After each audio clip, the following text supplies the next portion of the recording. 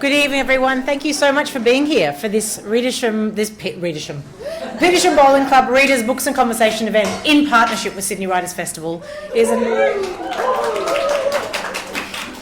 is an absolute delight to see this room so packed with so many beautiful readers. My name is Michaela Kalowski. If you haven't met me yet, I get to host these conversations every month, and it is our absolute pleasure to have Robbie Arnott with us this evening. I also just would like to start by acknowledging the Gadigal people of the Eora Nation, who are the traditional custodians of this land, and to pay my respects to elders past, present and emerging, and to acknowledge and welcome any Aboriginal and Torres Strait Islander people who are watching this evening.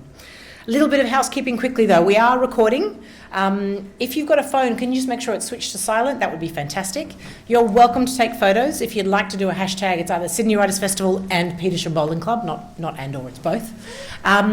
There will be time for your questions at the end. So if you keep them in mind, Hayley will be coming around with a roving mic.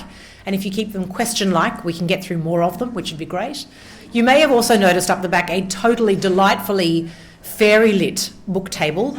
Robbie will be signing books later on at the end of our conversation, and you can buy any of his books up the back as well, so don't forget to do that. I want to tell you about Robbie before we get going. Robbie Arnott. His acclaimed debut was called Flames. It was published in 2018. It won a Sydney Morning Herald Best Young Novelist Award, a Tasmanian Premier's Literary Prize. It was shortlisted for a Victorian Premier's Literary Award, a New South Wales Premier's Literary Award, and a Queensland Literary Award, and the Readings Prize for New Australian Fiction, and also the Not the Booker Prize, which I love. His follow-up was The Rain Heron, published in 2020. It won the Age Book of the Year award and was shortlisted for the Miles Franklin Award and a raft of other things. His latest novel, Limberlost, which we'll be mostly talking about tonight, has literally got so many shortlists and long lists, it's half a page. But I will say that he is on the shortlist for the Miles Franklin, which we're very excited about. Congratulations. And it's a book that has received just extraordinary critical recognition and love from readers, from people all over the country as well as internationally, and he lives in Hobart. Tonight I'm going to speak with Robbie about his writing in general, about Limberlost in particular. I'm going to invite him to discuss all the different aspects of the novel, the landscape, setting a novel in Tasmania, setting this novel during World War II, the men in the book who struggle to communicate and how they feel, the anxiety and trauma in a family, sibling bonds, our relationship to nature, quolls, whales, and boat building. And then I think at the end we can have a big old literary throwdown about what the book is really about, because people love to have that conversation.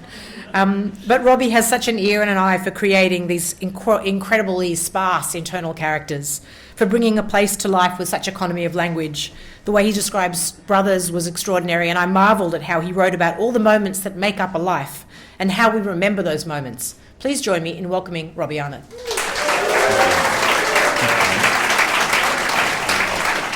So, Robbie, when you started writing Limberlost, and we will come back to your other books and how you came to write them, what was the spark?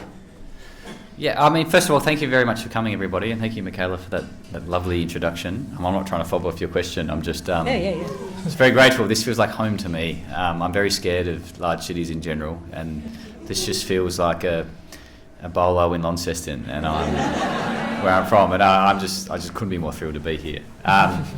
Speaking of bolo in Launceston, it's where I used to go hang out with my grandfather in the last couple of years of his life, and Limberlost really came from the stories he used to tell me about his life. I'd written a couple of novels that were quite mythical and involved some magical elements, and he always told me and my brother and sisters and my cousins about his life growing up in 1930s and 40s Tasmania, and living on an orchard on the banks of Cunnamalooka, the Tamar River, and the things he'd get up to, and trapping rabbits, trying to sail, going around the country being it's a technical term which is a roustabout's picker-upper, which was a big deal back then. And I always thought this story sounded like, even though he grew up in the same place I grew up, even though we lived in the same land and we knew that same landscape and we were of the same family, it's like he was talking about another world, and this world of living in the land and working with your hands. And like, just as a small example that's not in the book, he thought drinking water was weird.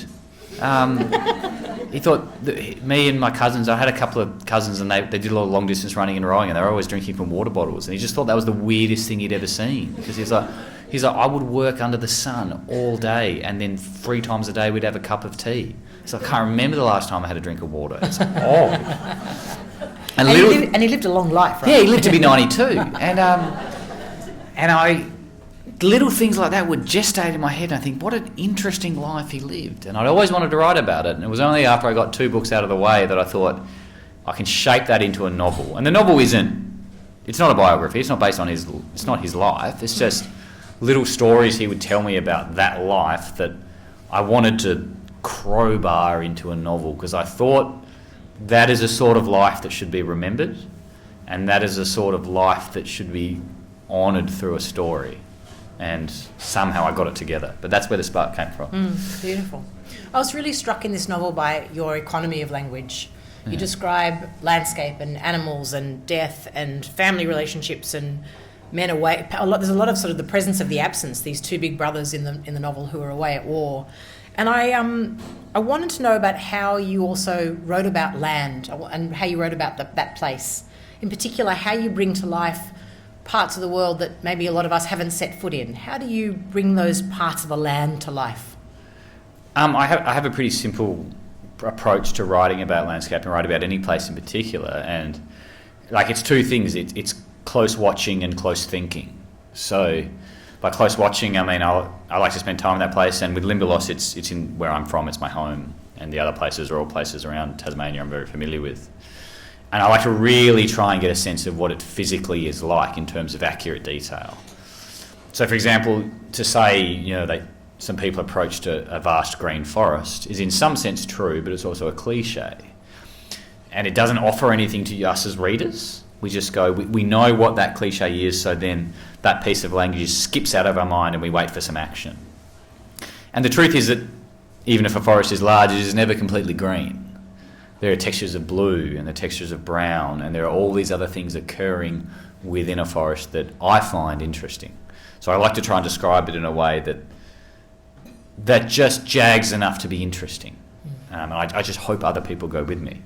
And when I say close thinking or close feeling, it's like there are 2 things that are important to me. One is accuracy of detail, which is what I just tried to talk about. The other thing is accuracy of feeling, and how it feels to be within a landscape or feels to be within a place. And that is even more important than rendering that place in photorealistic detail. What is important to me is trying to convey something to a reader is how it feels to be within that landscape, how it feels to walk within a forest, how it feels to wade into a river at dawn, how it feels to kind of pull yourself over a craggy outcrop onto a peak and suddenly have a strange and altered sense of yourself. And I don't know if anyone else feels that way, but that's how I feel when I climb a mountain or walk into a forest or go snorkeling. Is suddenly not only am I a very tiny, infinitesimally small thing within a landscape, I'm also part of that landscape in a way I don't fully understand. And I always want that to come through when I'm writing about landscapes and writing about place, because even if we can't fully understand it, we can still feel it. And I wanted that to come across, and I hope it did. I think it did. Yeah. It's really interesting you describe that thing, which is about creating a sense of feeling, not just a sense of place, because the book is also populated by all these characters who can't talk about how they feel. They have all these kind of other ways, and you have other ways as a writer, I feel, that give us a sense of what they're going through or what they're reflecting on or what their values are. And I'm thinking about Ned in particular, but his father's a very good example. But I want to start with Ned if we can, because it's him who we meet him on the first page. He's 5 years old, and the final page he's 90, which is a kind of a beautiful way of getting to see a whole story of someone's life. Ned seems to be someone who struck me as he's full of sort of self-doubt. He sort of feels like, he struck me a lot as somebody who feels like he's not worthy of things. He's killing rabbits to use their pelts to sell so he can buy money to buy a boat. That's his dream. But why did you decide to have Ned as your kind of arc all the way through? Yeah, I really wanted to focus on Ned being a character who can never fully express himself, largely because the men of that generation that I knew, and even of the following generations, right up to, often to people my age, are not given the tools to express themselves, and are not taught or raised in a way that being emotionally expressive or emotionally vulnerable or even emotionally aware is something that correlates with being a man in Australian society. And the way that often is represented in Australian literature is tough Aussie blokes in the bush. And I just find that very boring. Not only because it's a cliche, but also because it's not really true.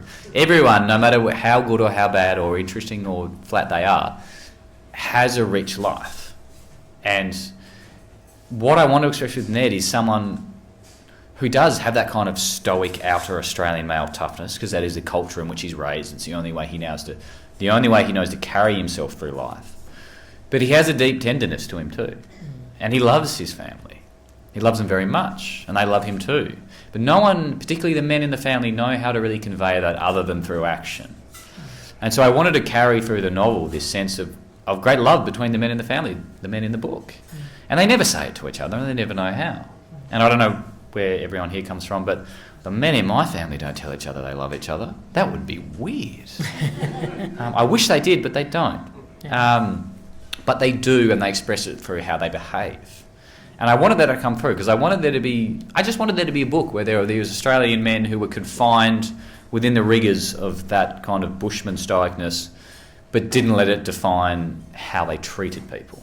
And that's what I wanted Ned to go through from his age of 5 to the age of 92, to being someone who never really quite understood how he felt or how to express it, but always knew how to treat other people. And there's kind of an iteration of Ned as well. I mean, I remember thinking that Ned is so different to his father, William, and I love that we don't find out the father's name, I think, until sort of 50 pages into the book. He's just this father figure with the steaming tea kind of staring off into the distance, clearly traumatised by something that's happened to him before, or by the loss of his wife, we don't know, or the fact that his 2 eldest sons are away at war. But I felt like Ned sort of starts to become William throughout the arc of the book. And there's something as well I realised after I'd read it, that apparently these are called whole of life novels. I don't know if I'm new to this term, but this idea that you go through an entire life experience with one character. And I wondered, when you're thinking about that, how you did that. I mean, I've read whole of life novels that are 600 pages long, and yours is 238. I'm wondering, how did you work out what the beats were, what the moments were that would make up Ned's life? I certainly didn't figure it out early on. I'm not one of those writers who has like a map on the wall and you're planning it. It just comes out and I try to deal with it. But I guess what is important to me in trying to figure out what those scenes are that portray who he is, and I do think about that, like what accurately reveals his character and what is something that is important and valuable to coming to understand him. Because I feel reading the book, we do want to come to understand him and know where he's coming from. So a lot of it was just cutting away everything that was, I considered, filler, or anytime I felt that I was showing off, I try to cut it out. I think you can tell when a writer's showing off. And anytime I feel a bit self-satisfied, I've written half a page describing this pretty well, and here's a big emotional swelling, and I think it's not actually revealing anything about his character, and it's not progressing anything that feels meaningful to a reader. I just chuck it out. Which is quite a hard process because, like many of us, I'm pretty easily self-satisfied. But the measure I put to it is adding value to the narrative and the story, and is it enriching his story or is it just more detail? And then I ended up with however many pages. But I'd always much rather have a leaner book that makes you want to know more than a bloated book that is showing off a little too much. Well, we are in an era, though, we've got these 17 hours of television series. That's only one series. We've got these, there are more and more books that are 400, 450, 500 pages long, these doorstoppers, and they're not commercial fiction or historical fiction, they're kind of literary fiction. And I'm sort of wondering, it's a very honest thing you said, which is when you've written a bit that's overwritten or too much or is not really moving the story along. And I wonder do you have that conversation with other writers where they know but they leave it in anyway? A little bit, not too much. I have this with my editor a lot, and I'm really lucky. I've had the same editor for all my books, and I'm working on a new book now, and I've written a few thousand words, 15,000 words, and sent it to him. And I sent it to my publisher as well, his boss, and he kind of was, I haven't signed a contract yet because I'm fucking with him a little bit. And he was, because I don't want to have end date. Anyway, he was mind games. Yeah, well, not games. really. It's just I don't have time to. Yeah. Anyway, he just says, "Oh, I love it. It's great, wonderful. Thank you so much." Blah blah blah. Just kind of platitudes and nice, which is very nice to hear because it's always good to have your ego swelled. But then I talked to my editor, who I trust like the dawn, and he told me everything he thought needed to change within it, and everything he thought needed to be different. And then eventually, very needily, I said, "Yeah, but what did you think of the writing? But did you like it? Was the writing good?" And he just said, "Yeah, but you don't need me to hear that. Just get over it." Like, he's like, "Yeah, well, what's the point of talking about that? You know it's fine."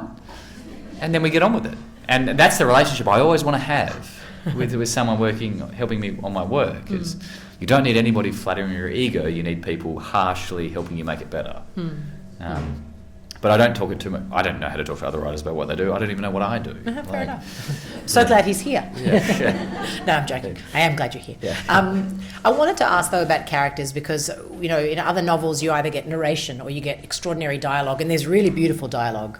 But you tell us that we hear about Ned and we meet Callie and we meet Jack Bird, all these wonderful characters in the book. And some of them talk and some of them really don't talk much at all. And I'm wondering how you found ways to express all their kind of inner life. And I'm not talking about William, where there are kind of other beats around him as the father, but how do you express the inner life of a character when they're not speaking? Because you didn't do that with narration. You didn't, we don't really hear we hear bits of Ned's inner voice, but not a lot of his inner voice, and yet it's a book full of rich with everyone's inner voice.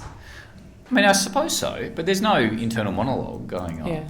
A lot of it for me is a character's actions and reactions and how they choose to behave and how they respond to something going on around them. And I think that, at least I hope, that can reveal character in a way that's much more rewarding for us as readers than simply having them tell you through omniscient thought process how they're feeling. I don't think that's very interesting. No. Because we don't have omniscient monologues going on in our heads. We're just responding to things. And I think it's more interesting to show how they respond to things, and I think that reveals who they are. Yes. So when Ned catches a quoll, and something about him says, even though he should kill it and sell its pelt, because it's sorry if I'm spoiling things for anyone, catches in a rabbit trap, he should kill it, skin it, sell its pelt because it's worth a lot of money. Something within him tells him he shouldn't. And rather than writing exactly what he thought throughout, because he wouldn't have thought anything, he just decided not to and then chose that course of action, and we see how that comes to inform who he is, rather than an internal monologue. Because I'm not very interested in that. I think it's far more interesting to show how actions and reactions of behaviour reveal a character. You do that really brilliantly in this book. Oh, thank you. Let's talk about the quoll, though. There's some fabulous animal stuff in the book. There's the shooting of rabbits and the skinning of rabbits, and the how you skin a rabbit well to keep its pelt intact, because you get more money for the pelt. There's the quoll, and there's the whale that opens the book, this kind of mythical whale, the story that Ned remembers from when he was a child, of a whale that swam into the mouth of the sea near them and went mad and sort of, scobbled sailors up. Let's talk about the quoll, though, because it is, as you say, it's a beautiful expression both of that landscape but also of Ned. Where did the quoll come from? Yeah, I've always been very interested in wildlife and landscapes around where I live, and quolls are fascinating creatures. I've always been very fascinated by them. The fact that they're just a kind of a Australian native cat, and that's what they're called where I'm from, native cats. All the larger ones are called tiger quolls or tiger cats. And they're beautiful creatures, and they're incredibly savage, and I just wanted to put one in a book, to be honest. Yeah, they're pretty cool. They're a pretty cool animal. Really, and people around that area have been trapping and killing quolls for a long time, to the point where they're quite endangered, because they're worse than foxes with your chicken coop. They will get in and kill everything. They won't kill what they want to eat. They're killers. But they're so beautiful. And I wanted that to be almost a representation that Ned has to contend with, this beauty of the natural world. And by the way, this is a little aside that I like to tell. I sent, when the manuscript went through to my British publishers, my editor there, because my first two books had some made-up animals in them, he sent me this big long email being like, "Oh, Robbie, old sport." He really does write emails like this. Yeah, but he said, I'm I'm so amazed by this little animal you've created, the quoll. What a creation. Who would have thought? It's just, oh my God, the areas your mind goes to. So I just sending back all these videos and pictures. And I'm like, they're real, they exist. They're fascinating, beautiful creatures. And I'm used to hearing of people killing them. And I just almost want to write about what if you didn't kill it? What if you felt within yourself the need to go, I can't kill this thing? It came from there. Yeah. And there's a big presence of sort of animals and fauna all around him, and there's a great section in the book where when Ned's a bit older and he's describing working as part of a logging crew, and he talks about hearing the animals. I think you talk about it, the orchestra of the terror of the animals in their own environment. The devils, the devils, because he can hear them. In that period of time, this is before devil. Do you guys know about the devil facial tumour disease? Yeah, so there used to be way more devils in the Tasmanian bush, and if you're hanging around in the bush at night, they make terrifying noises. Yeah, it like proper orchestra of hell. It's why they got the name devil, because the Europeans sat there on the edge of the forest at night and they just sounded like, oh, Jesus. And I wanted there to be that kind of unknowable savageness in the natural landscape at night, because that's what the world is like. The whale that opens the story. I mean, you mentioned before that some of the stories, some of the ways you wanted to tell this book were a little bit inspired by talking to your grandpa. Yeah. But the whale is a really powerful way to open this book, and it's a memory that Ned keeps coming back to. He's sort of remembering it and misremembering it, and its importance kind of grows. What was the mythical kind of quality of the whale? I really wanted there to be this moment in the book, and I didn't know it would be at the start. It ended up being the beginning of the novel. That there would be this fulcrum point in his life where suddenly things change for him. Because I think for a lot of us, when we're young, we experience these intense experiences that come back to us and we realise or we tell ourselves that's when we became the person we are today, or that was the defining moment for who we are. And I think that's quite common across a lot of people. And I wanted there to be, Ned, this experience where he goes out to see what is in his mind a monster that's terrorising his community. And it consumes him, and then after that he has this very intense experience with his father and his brothers, and after that he is somehow irrevocably changed. And not so much because I wanted to put him through that as a character, but because I think a lot of us do experience that, and we tell ourselves we had this moment where we went, nope, that happened and then I was this, or that informed my view of the world in a certain way and then I went that way. And I really wanted him to have that moment, and I wanted it to be intertwined with his sense of family. And the idea of a whale going mad in a place that was very well known for reefs that shipwreck ships seemed to work. Beautiful. I hope it worked. And in that first memory as well, although I would say there's something also that is extraordinary in Limberlost about the way that Ned reflects on memory. As you say, what are the memories that make up your moment, your life that you keep coming back to, and yet he's conscious that he might be misremembering them. So the things that make us ourselves, we're conscious that we keep kind of changing, and you play with memory in the book quite a lot. Yeah, very much so. And I've always been very conscious, perhaps more so now, that no one's memory is perfect, except we're all a collection of our memories and experiences and relationships, and that's what forms who we are. And I've always been very conscious of the fact that I have a very exaggerated memory, perhaps by the fact that I like to write stories. I don't know, maybe that's part of it. But I talk to my friends about experiences when I was, when we were in our 20s or teenagers, and they all just laugh and say, it was nowhere near that dramatic. You've put an arc into it, and it wasn't that bad, or it was even worse, and you've made one of us look better, and I just think, no, my mind started reordering it that way, because it becomes a better story to tell. It's a great character flaw. And I like to think about that in terms of the book, where then you start turning the memory over and over and over in your head for a while until, like a stone washed by a river, the rough edges come off and it becomes a shape that becomes palatable to you. And I wanted Ned to have to contend with that, because by the time he's a bit older, he's not quite sure exactly what happened, and his memory's been shaped by how he'd like to perceive things. Part of Ned's desire is to buy this boat and the descriptions of it are so beautiful when he manages to finally do it. Spoiler alert, sorry. But I wanted to talk to you about what that was for Ned, what that meant for him. You know, he's nervous that his father will think ill of him, that everyone's at war and all he wants to do is buy a boat. Is the boat about getting back to the memory he had with his father and his brothers? Is it about that, or is it about something else? It's somewhat defined by that. He'd love the idea of being able to recreate that experience for himself, but a lot of it is about a sense of freedom and being able to sail up and down a river to a boy or a girl or anyone that age in the 1940s is akin to a plane ticket, you know, to us today. Just an incredible sense of freedom and autonomy. But also it's just a simpler thing of somewhere to direct your energy.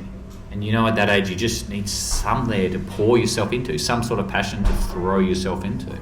And for him it was the idea of being able to own his own boat and being able to impress his brothers when they got home from war, if and when they did. And for him that was how he was going to define himself.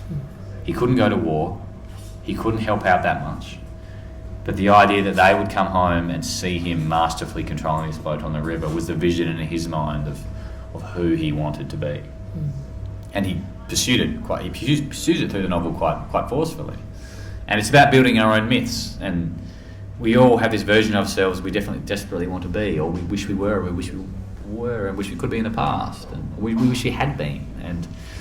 And he's pursuing that as he goes along. But the contrast for him is he also wants to be a good son and a good family member and a good brother, and he's trying to hold it all together in his head. And it comes down to that thing where, you know, when you're that age, you think that everything is the biggest thing that's ever happened to you, because it is. And he thinks that everyone's worried about what he's doing and everyone's judging him. And as he knows, no one cares about 15-year-olds. Like no one really cares what they're doing. They're just like, God, you haven't died. Great. His father just loves him and just wants him to be happy, and he's quite glad he's not at war.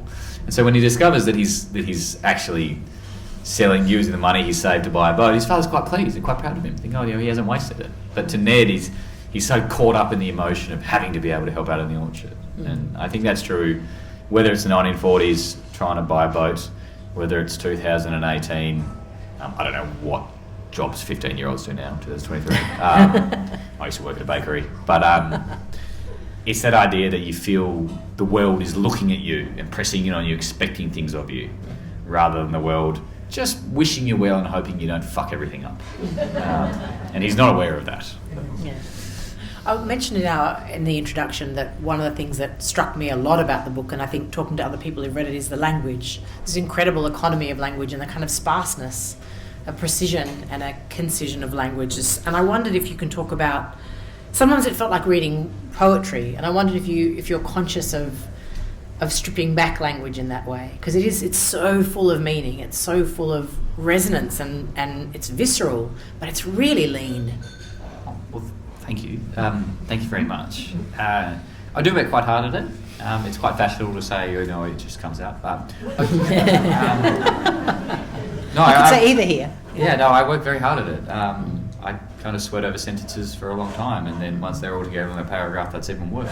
I just take it very seriously, and I really want the writing to be pleasurable to read. I don't want it to be fancy or annoying or showing off, as I mentioned earlier, but I want it to be interesting and pleasurable to read, because that's the sort of books I like to read. And I want there to be truth in description. I want there to be truth in emotion, and adventure in language.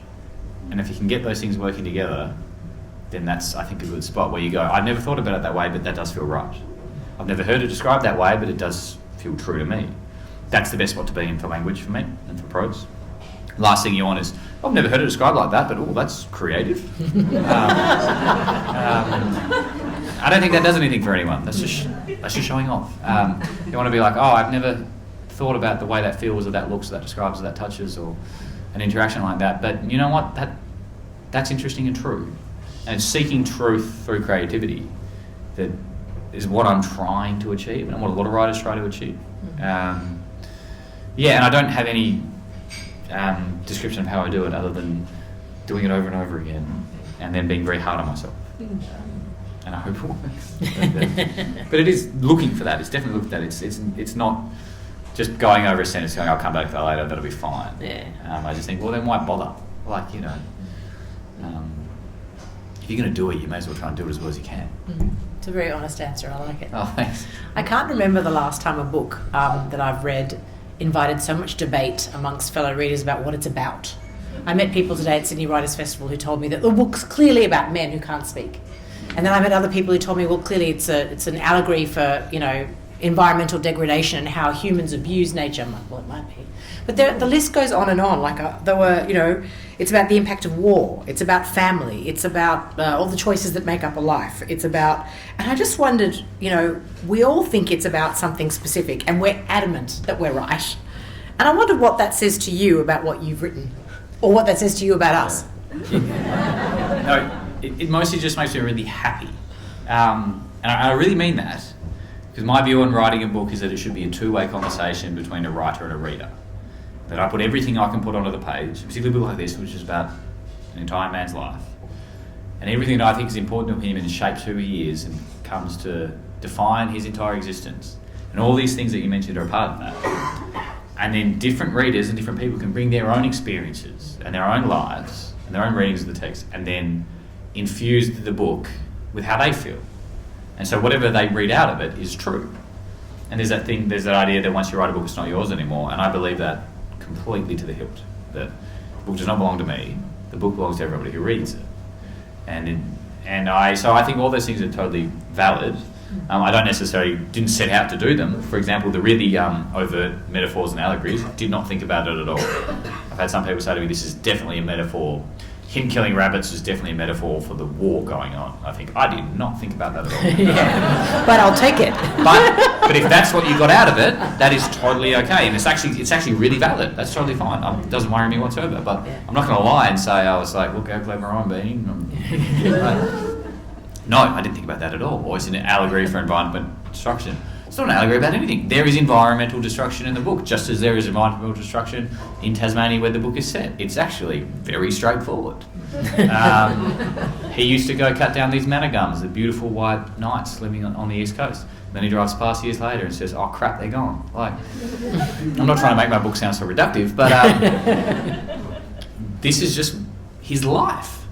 And this is what occurs to him, and this is what he goes through. And so everyone who brings different experiences reading to it only makes the book richer from my experience, and I'm just very happy that people get things out of it. I'd never want to be the sort of writer who's like, well, it's actually about this. Because what's the point?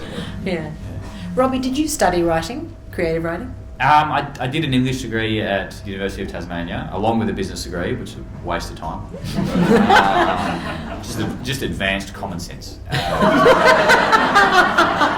I did it because my parents would be furious if I just did an arts degree. So I did a business degree. Oh my god. I think if you called it advanced common sense, way more people would do the degree, frankly. There's like 8 different marketing courses and everyone was the same. By the end of the degree, I'm like, The English degree was fantastic. And there are a couple of creative writing units in it. And I did do a creative writing degree. I did 2 units on creative writing, which I loved. And they were great. But after that, I got a job and just went and kept writing. I worked part-time in a bookshop since I was 16 to 23. And that was great. There's no better way to become a writer than work in a bookshop. I agree.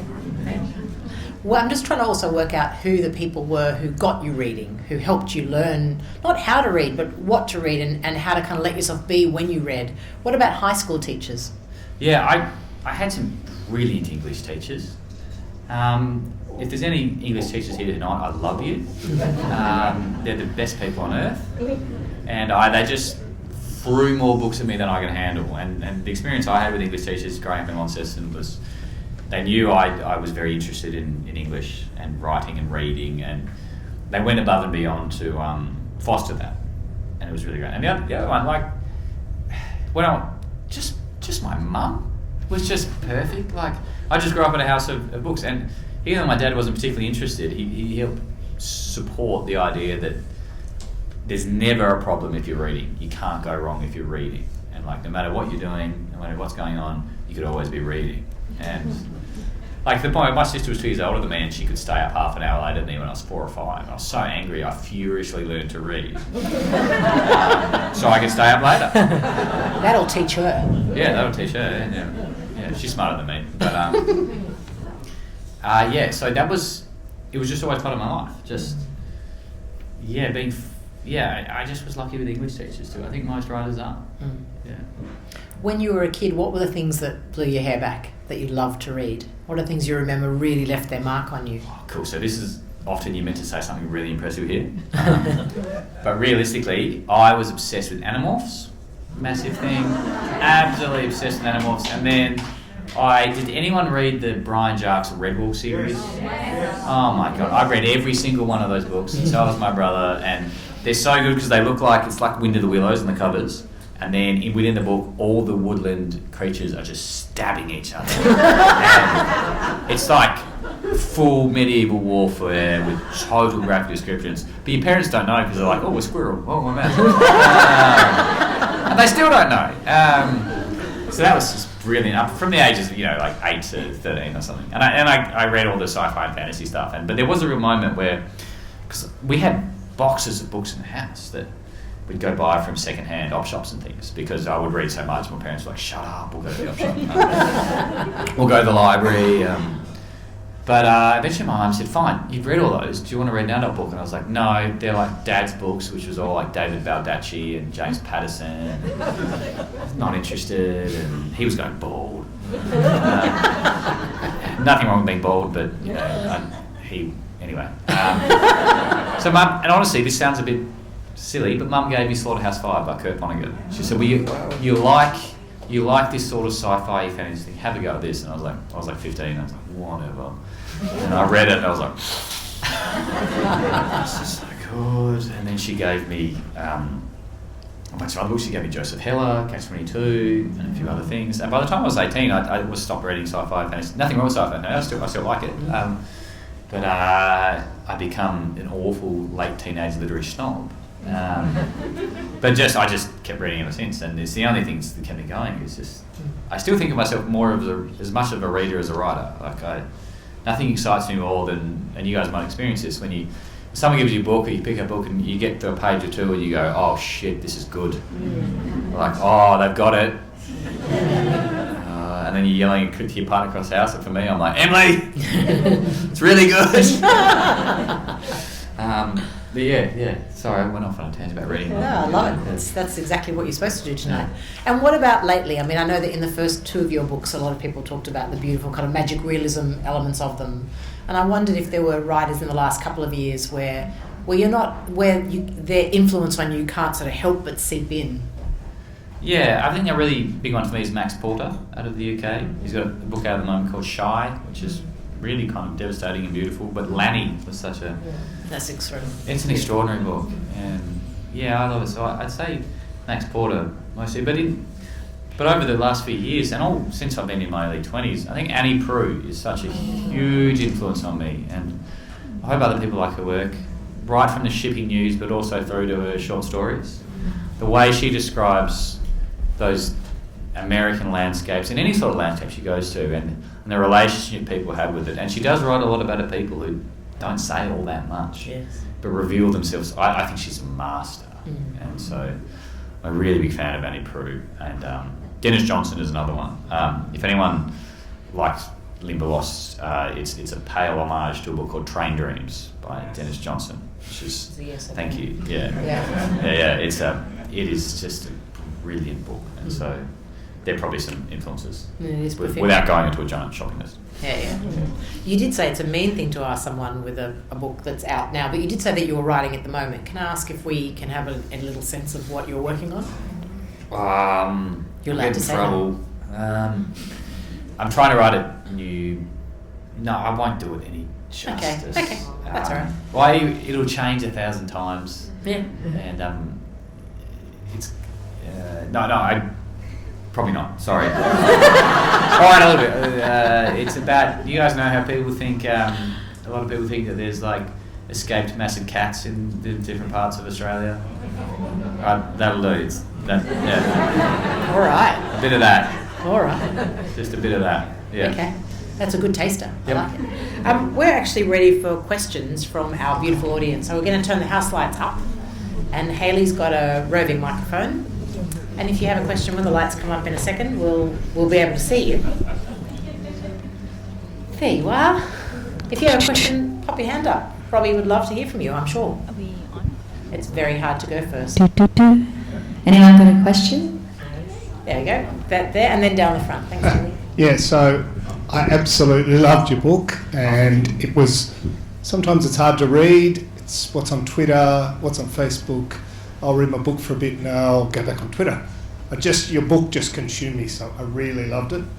But I wanted to ask, I grew up a boy on the Central Coast sailing wooden boats, and I wondered if you had some like personal experience, because you write about that so as though you did.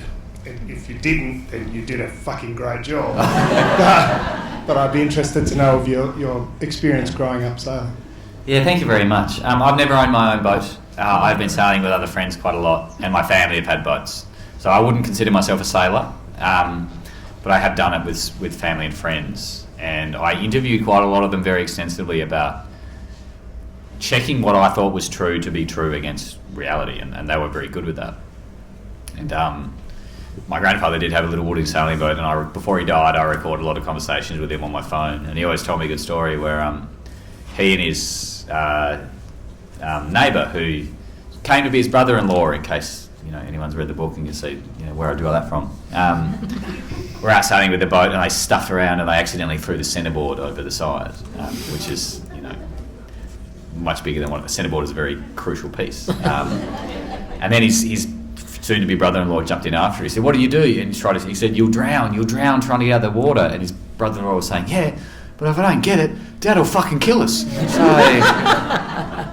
So that desperation with the water and that story, even though that story didn't come into the book, that really came through. But yeah, thank you very much. I think there was a question in the front row. Oh, yeah, over there, and then we'll come to you. It's been a lovely chat tonight. Obviously, your books are understood well by Australians. I want to know, has any foreign language version of your books come out, and which language would you like to have it translated into? Great question. Yeah, thanks. Thank you very much. I appreciate that. Yeah, it has. It's weird because then it'll sound like I'm bragging. But yes, Limitless is being published in French and Italian and Spanish and German and Norwegian. Yeah, so I'm just really thrilled by that people outside of us, and the other ones have been too. But I'm very thrilled that people outside of Australia, I'm thrilled anyone outside of Tasmania is here. But it is, it's heartening from an Australian point of view to think that this is a story that does carry across, outside of the Pacific and over there. Yeah, so yeah, it is coming out in European and hopefully some Asian countries too. But yeah, thank you. There's a question down the front here, Heather. Hi. I want to ask a question. It's another spoiler. I hope that's not going to be a problem. I was curious, when I was reading, it really struck me the very end that Bill came back, and I was just wondering about your choice in why that was the end of the book. Yeah. So Bill's Bill's Ned's older brother, and he's not in the book very much at all. In fact, he's only physically there at the very end. He loomed large over the entire book for me the entire time. I was thinking about him all the time and never putting them there, but always thinking about him. And it felt to me like that was the natural and most important way for Ned's story of that summer to end. That his unknowable brother, who he worships but doesn't understand, comes home, and they have just the smallest, tiniest moment of recognition and understanding. And that felt really vital to the story and to him, that even at the moment he realises that Bill was the one who gave him the coat on the boat,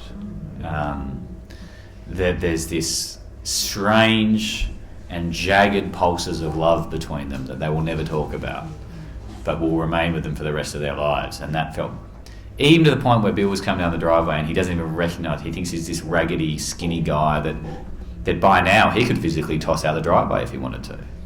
And then there's that shifting of knowing who he is, and there's that huge sense of brotherhood and sibling love between them. and I felt like it had been bubbling throughout the entire book, but being held at arm's length by everything that's going on. There's the boat, there's are they going to lose the orchard, what's going to happen, the horse is injured, there's a fucking quarrel. But everything underneath it is, where is his brother? And his brother coming home was the end of the story to me, and I hope it worked out that way. Beautiful. It also spoke to me about what it must have felt like for all those siblings whose brothers didn't come home. That whole... And they didn't know where they were. Didn't know where they were. And months. And some of them never knew where they were. No. Beautiful. There's a question just up the back. Oh, in the middle? Yep, and then we'll come to you. Thanks. I really loved the way you talked about your process of writing, and I just wanted you to talk about what gives you most joy. Is it the sort of researching, or the writing, or the whittling, or just being able to sit in a bolo and talk about it? What is it about your creative process, and what gives you joy in it? Well, first of all, this has been the most fun event I've ever done. So, thank you. Thank you. I wish all talks were like this in bolos with a beer and without some austere lighting and someone asking me about metaphors. No, Try to keep the metaphors to an absolute minimum. No, this is fine. I'm happy to talk about it. This is just fun. No, honestly, the best thing about the writing process never actually changes, which no matter what happens, it's easy to say when you've experienced some, and I'm honest, I have experienced some success, and I'm very grateful for that. I'm very cognizant of that. But really, the best thing that happens is when you feel that everything's coming together and it's working. When something you've been thinking about for months is starting to come together on the page. Because I live in Tasmania, and outside of 2 months a year, it's quite cold. I know it's working because I can't feel my hands. And I've not put my fingerless gloves on. You guys probably do. So you can get gloves that don't have fingers. Anyway, I have them, and that's what I type with during the day. And I forgot to put them on or whatever, and I go, I'm making all these typos, what's going on? It's like, my hands are numb. Because it's all coming out well, and it feels, and you forget, lose a sense of time, and you feel like everything is, there's that Yeats line, it feels like the click of a well-made box. And that's how it feels. And then, everything else is great. Like, all the other sort of stuff is great as well, but it's fleeting and nice and little, upbeats of kind of emotion. But the idea of making a story work and getting it in a way you feel other people will feel it too, and you think about it for a while and no, it still works. That honestly is still the best part.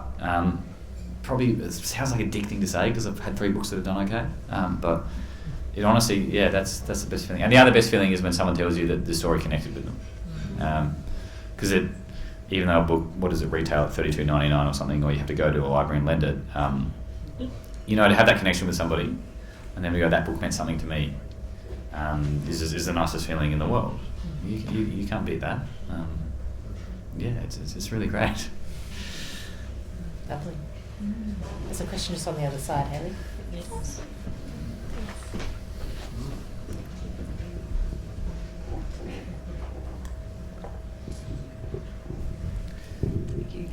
Hello, Robbie. I've just had a look on Audible and you've got 5-star recommendation for there, so congratulations.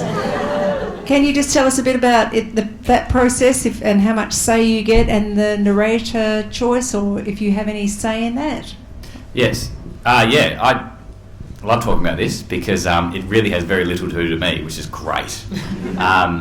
Novelist on Audible is narrated by Zoe Carides. Do you guys remember Zoe? Yeah, she's awesome. And so they come to us with the publishing company with a contract, and it all gets signed. I don't pay much attention. And then they suggest some voiceover artists. And so for my second book, The Rain Heron, it was narrated by Jessica Douglas Henry for most of it. And then the last section of that book, there's perspective changes. It becomes first person and a particular character's narrator. So we used a different narrator, this different voice, to make that clear in the audiobook. And we used Zoe for that. And when I heard it, I just thought, that's the voice of my writing. She's the voice of my writing. I don't know, I can't explain it more than that. I just thought she was perfect. And so when I wrote this book, they said we got some suggestions. I said, I don't care. Can you get Zoe Carides to do it? I'm like, she's what I hear. She said she'd like to, and so very lucky to do it again. And then eventually they said, but it's all about a boy. It's quite a male book. what do you think about it being a female voiceover doing it? I said, it's the dumbest question I've ever heard. It's completely unimportant. She's the voice of the book, and I can't really explain it any more than that. And I hope the audio version goes well, but yeah, I would like Zoe Keredes to narrate everything I ever write. Have you met her? Yeah, only over the phone though. Okay. Yeah, she just has this warm, rich, deep, emotional voice. Yeah, I think she's brilliant. I'm very lucky. Wonderful. We've got time for a question over there. Thank you. Just for the writers and aspiring writers in the room, what's your process? Do you have sort of a formal process, and how regimented or not regimented is it? In terms of like hours and things like that? Yeah, and when you write and how you write and so forth. Yeah, I used to get up early I have a day job 4 days a week. I used to get up in the morning, try and do an hour before work, and then 3 days a week do a bit in the evenings. And then I would divide my weekend into 4 parts, so Sunday morning, Sunday afternoon, Saturday morning, Saturday afternoon. And I'd pick a time with my partner, now my wife, what on one of those I could do to write constantly for 4 hours. And every weekend it would be different, but we'd have this like lottery of like which one of those 4 quarters was your writing time. And I'd do it that way. We have a baby now, so it doesn't work like that.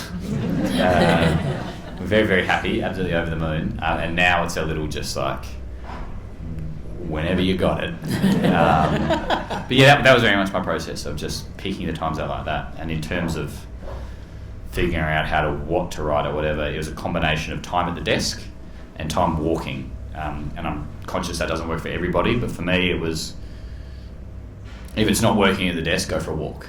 If it's not working, if you can't think of anything on the walk, get back to the desk.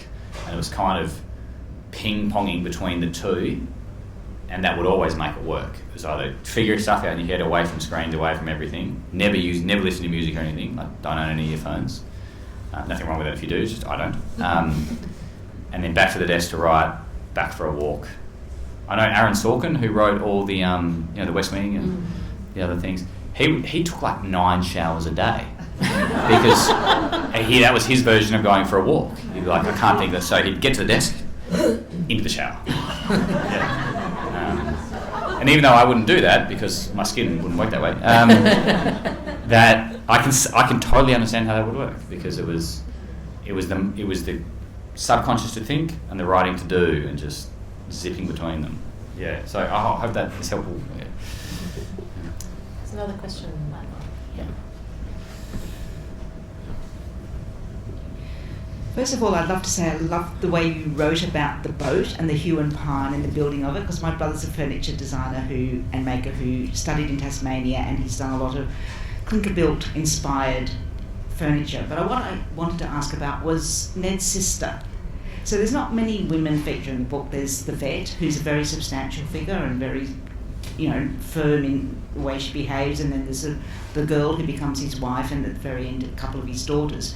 But his sister is there throughout most of the time when he's growing up on the farm, but we know so little about her, despite the fact that she was almost the only constant female figure in his life at that time. And I guess I had, as a reader, a lot of questions about why she'd come back to the farm, what her relationship was, and with Ned, and the fact that she and the father seemed to keep things from him, yet blame him for not actually knowing about these things. So I just wondered what you were thinking of when you were writing that character, and the relationship she had with Ned in that period.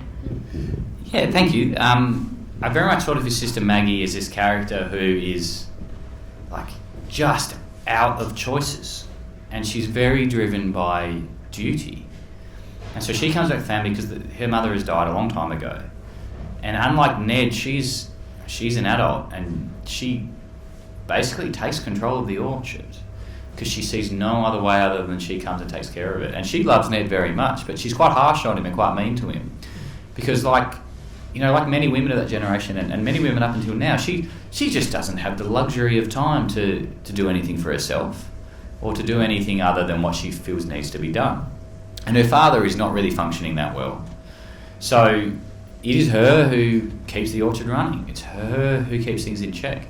She's the one who helps semi-raise Ned in many ways. And Ned has this great devotion to her and within that boat you're talking about, the first thing he wants to do is take her out on the water and prove to her that he is. It's both this almost like a mothering but friendly relationship where he wants to prove to her. And I wanted her to come across in this book as this very, powerful figure who was also choiceless. Because so many women of that generation were just not given choices. They did what they had to do. And they weren't often thanked because it was seen as that's what they should be doing. You should be helping the family out. You should be there for your family. You should be doing this, you should be there. If a man did something like that, he was congratulated for his success in the orchard, for his success in business. No one ever congratulates her. And as harsh and as not very nice that is, I wanted that to be true for the book. So I hope that helps answer. We don't see much of her because she's just not given much autonomy because society back then, at least in that area, didn't really give women much autonomy. And just as a little aside, Maggie in the book is very heavily based on my great aunt Peg, my grandfather Bruce's older sister. My grandfather Bruce died at 92. Peg is still alive. She's 103. And she has read the book. She certainly did. And, she's only getting stronger, actually. Yeah. What would Peg's notes? Someone asked. Excellent question. No, she was just... Yeah, she was happy the book was written, but she's alive. Extraordinary. I think we've got time for one more, if there is one more. Up the very back. Thanks, Hayley.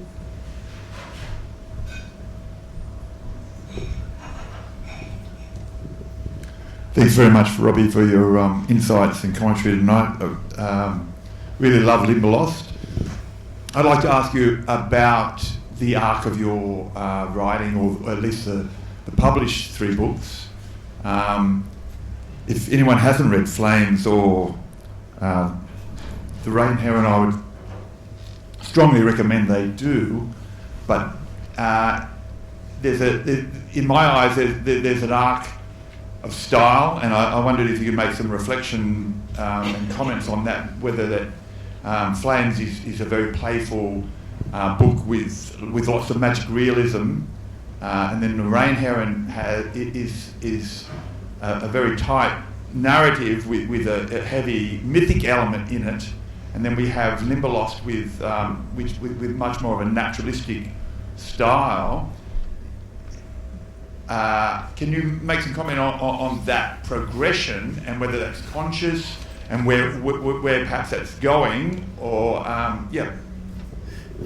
Thank you very much, and thank you for describing my work so succinctly and well. Thank you very much. Yeah, well... We love you. Well... We love you. Yeah, no, thank you. I really appreciate it. I'm going to remember that. I guess what I will say is that when I wrote my first book, I didn't have a contract or anything. I just moved back to Tasmania from living in Melbourne and working in an advertising agency and being a very bad writer. And I just wanted to write about a place where I was from, and I wanted to write about something that I would want to read, but my own hometown and my own place, and try and write every chapter in a different genre to see if it was possible, and write a weird, shaggy dog, mangled story. Did not have a contract, did not know anyone in publishing. Just thought I'd see if I could do it. And so it kind of came out that way, and it got published, and I was very lucky. And then the second book, I wanted to follow basically one chapter of Flames that I thought was the best part that I really loved. And I wanted to follow that style, particularly. I'll tell you about it later if you'd like. Follow that style particularly because I was most proud of that piece of work when I reflected on it. And then with Limberlost, I wanted to follow the stories that my grandfather told me, but still continuing in that style. And I just didn't think that any sort of magical or mythical elements were necessary. Definitely didn't sit around thinking like, I'm going to write a magical book, I'm going to write a straight book. It depends on what's necessary for the story. And for me, for this one, it just didn't feel like I needed it. It's not very too conscious, more than the form and the style is served by the story rather than the other way around. I don't want to think, I want to make some cool stuff up, I'll find a story to fit it. I think, what is the story I'm trying to tell and what is the best way to do it? And I kind of follow it that way. And so with the next book, I don't know, but I'm going to try and follow an interesting story. and build a style around it that probably follows on and fits it. I hope that makes sense. Yeah, it's an instinctual thing to do, and it's definitely not like market-based or like, geez, everyone's reading Jane Harper, I better write a Drought Noir thing. I'd like to read that, actually. Yeah, no, it'd be bad. It'd be really bad. Her books are great. My version of it would be bad. So yeah. I want to remind you all that you can buy Robbie's books up the very back and he can sign them for you. And I want to let you know that Readers, Books and Conversation, this series, we started by telling all the publishers and publicists around Sydney and around the country. The idea for this series was that books are for everyone and stories are for everyone. Whether you read heaps or you read hardly at all, the idea with this is that you could just rock up and hear someone wonderful talk about what they do and about a story that will touch you. And I feel like we found our kind of like, I was going to say poster author for our series with Robbie Arnott. No. Thank you so much for reminding us, Robbie, what we love about stories.